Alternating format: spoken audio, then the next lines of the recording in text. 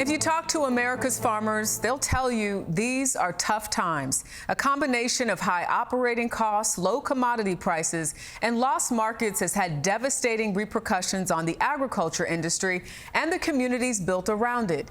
CBS's Lana Zak is in Davenport, Iowa tonight with new details on the growing crisis. Farmers say this has been a perfect storm. They were already battling higher growing costs and crop disease, and now China, which had previously purchased half of all U.S. exports, has pulled out. U.S. soybean farmers are starting their harvest, but they face steep losses that could fuel farm bankruptcies and foreclosures nationwide. This is awful discouraging. You know, we do our very best to grow a good crop to feed the world, and then we can't hardly give it away. Many growers say they feel betrayed. Last week, the Trump administration gave Argentina a financial lifeline, a $20 billion loan.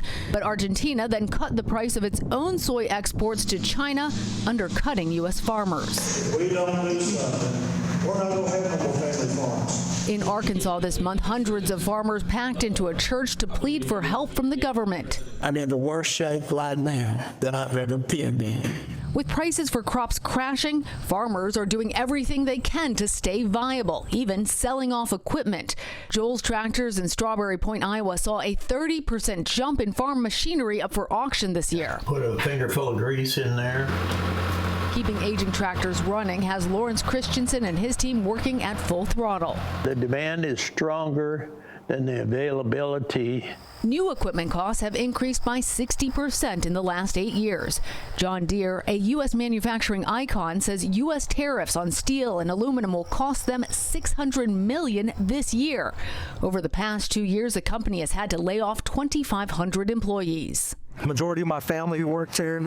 Gabriel Gomez was a proud Deere employee, following in the footsteps of his dad and uncles. Friday was his last day. It's like a kick to the gut, right? When you're getting laid off after you've given 20 plus years to the company. When you think about these tariffs and the ripple effects that they've had, do you think it's worth it? You know, you hope that possibly in the long term they would be helpful. Currently here in the short term, it's really killing us. We were sold that we were going to do everything we could for the American workers, and we're seeing quite the opposite at this time. President Trump says he will make it up to farmers, promising them some of the tariff revenue.